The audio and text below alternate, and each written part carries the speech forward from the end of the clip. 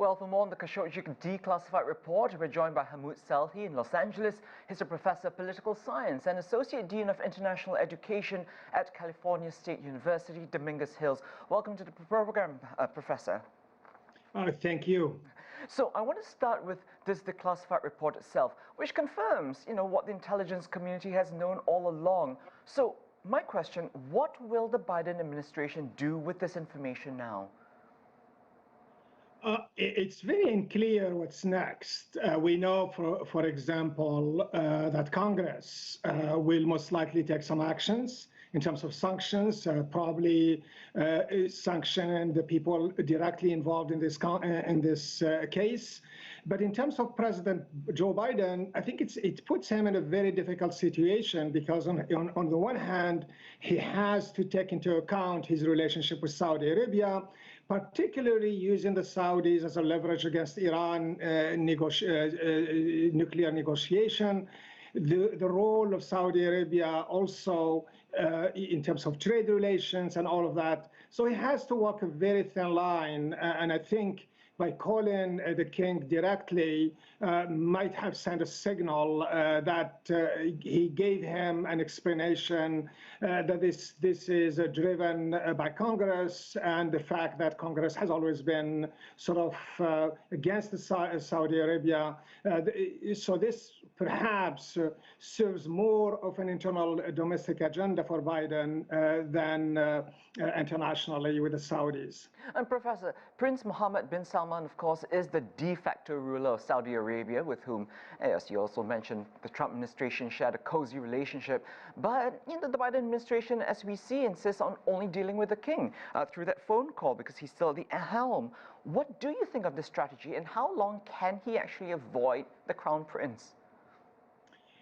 So it's very interesting. On a diplomatic level, it makes sense that the president addressed the king directly, and perhaps it is a response to or a reverse policy of his predecessor, President Donald Trump, who had good relationship and worked closely with the prince. So from that perspective, diplomatically, this is a correct move. But it poses a serious challenge for the Biden administration because the prince certainly has tremendous power in Saudi Arabia. He's trusted of his father, and there is a strong chance that he will be the next king when his father passed away because he is in an older age. So from that perspective, it could be strategically a bad move.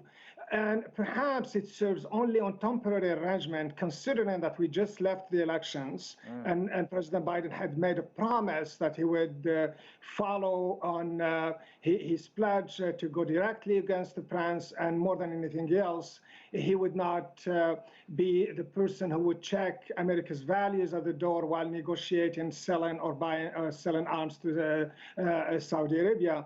So from that perspective, maybe it's too soon for him to reverse course and start to deal with the prince. In addition, it could be a responsibility that will be given to the Secretary of State or the Secretary of Defense. So from that perspective, I see it as a diplomatic move in a sense, but it also perhaps is a strategy that he may have to reverse at a later time.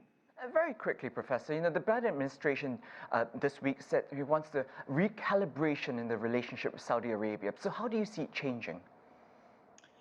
Well, it's very interesting. I think there are these two things that are happening at the same time, and it's typical of Joe Biden, except for one thing. Joe Biden is for multilateralism, for respect of international law. I think his best way in this case would have been to issue the report and then perhaps make a statement and refer the case to the international law, the international court the international law that will handle this, and it will save him some time. But we see this recalibration on the one hand, we are against violence. We're going to stop arming the Yemen, end the war in Yemen. We are not going to support the Saudi offensive weapons in Yemen. But at the same time, he leaves the doors wide open in telling the Saudis, yeah, we are going to make sure that you are going to protect your national interests, but providing you with defense weapon, intelligence. But it's not clear where that fits. And then the recent attack in Syria also sends a signal that Biden seems to be playing the same game that Barack Obama played, except it's a little bit too soon in this game. We're trying to somehow talk diplomacy, but at the same time engage in tactical or violent acts like what's happening in Syria. So it's really hard to tell at this point where is this administration going, but it's a way also of diverting attention from the domestic problems that the United States is facing, particularly with the pandemic and the latest issue about the wages, increasing the wages to $15. Early days still. Hamoud Salhi, thank you so much for your time. We appreciate it.